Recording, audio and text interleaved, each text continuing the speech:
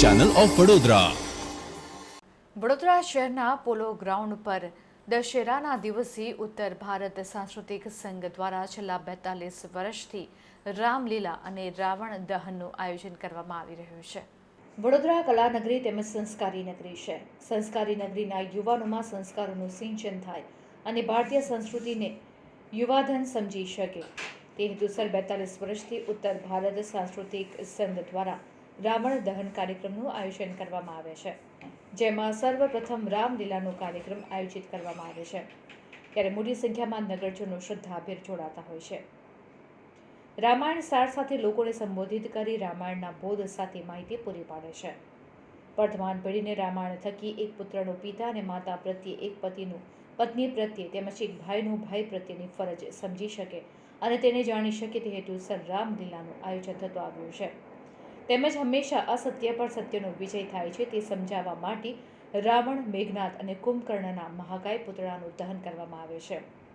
રામલીલામાં 120 જેટલા કલાકારો ભાગ ભજવતા હોય છે, તેમજ રાવણ, મેઘનાદ અને કુંભકર્ણના વિશાળ વાંસના બાંબુથી બનાવેલ પ્રતિમાઓ ઊભી કરવામાં આવે છે, જેમાં કાગળ, કપાસ, વાંસની સાથે દારૂખાનું મૂકવામાં આવે છે।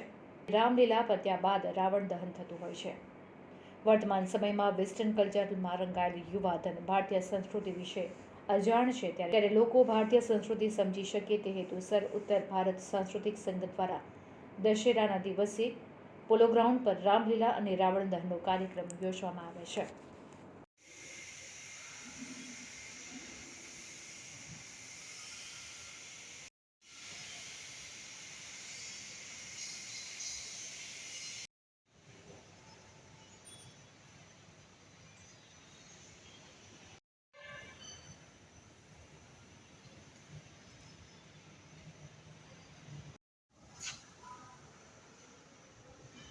श्री राम नवरात्रि के पश्चात, माँ की आराधना के पश्चात श्री राम जी का आगमन जब होता है, श्री राम जी के आगमन के साथ साथ में हम रामलीला का मंचन यहाँ करते हैं 42 वर्षों से, और एक परंपरा रही है, उस परंपरा को हम निभाते आ रहे हैं। जब रामलीला संपन्न हो जाती है यहाँ, उसके पश्चात 3 पुतले रावण, कुंभकर्ण, मेघनाद के बनाए जाते हैं। उन 3 पुतलों का दहन होता है और भव्य आतिशबाजी की जाती है। इस साल किस तरह का है? पिछले 1 महीने से हमारे रामलीला के कलाकार प्रैक्टिस कर रहे हैं। 1 महीने पहले जो है ग्राउंड, ये जो पुतले हैं बन के तैयार हो गए हैं।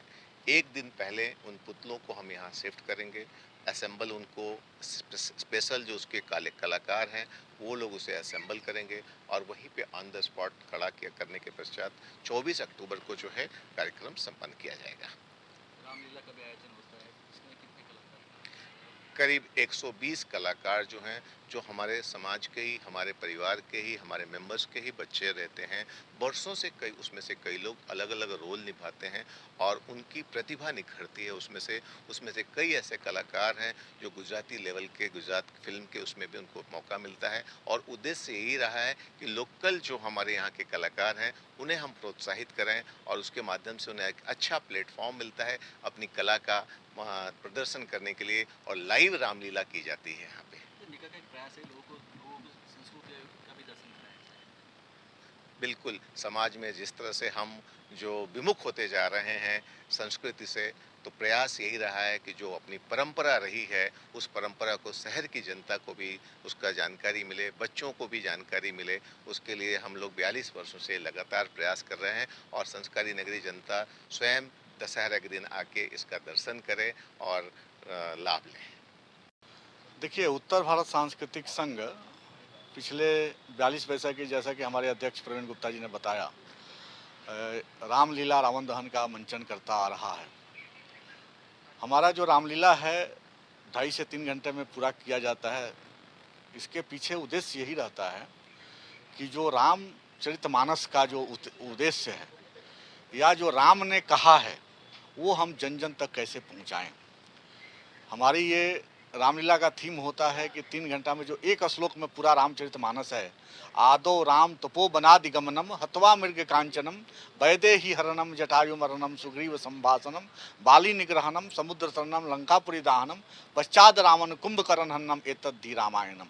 ये एक श्लोक में जो रामायण है, इसमें पूरा रामचरितमानस जो है यहाँ पर मंचन होता है। आज के परिवेश में जैसे देखा जाए, जैसे कलयुग अब समझिए कि पूरे चरम सीमा पर चल रही है। आज माता पिता के प्रति जो है लोगों में जो प्रेम नहीं रहा। जो राम अपने पिता के लिए क्या किए थे, अपने माता के लिए क्या किए थे, राम ने माता का वचन पालन करने के लिए, पिता का वचन पालन करने के लिए कितना बड़ा त्याग दिया था, और त्यागी ही हमेशा पूजा जाता है। जो त्याग करने वाला होता है वो पूजा जाता है। ये उपदेश हमारे रामचरितमानस या रामलीला के मंचन के द्वारा हम लोग देते हैं। माता पिता का संबंध कैसा होना चाहिए, गुरु का संबंध कैसा होना चाहिए, समाज में भाई का संबंध कैसा होना चाहिए, भाई बहनों का संबंध कैसा होना चाहिए, ये सब चीज़ हमारे इस रामलीला के मंचन के द्वारा हम देते हैं।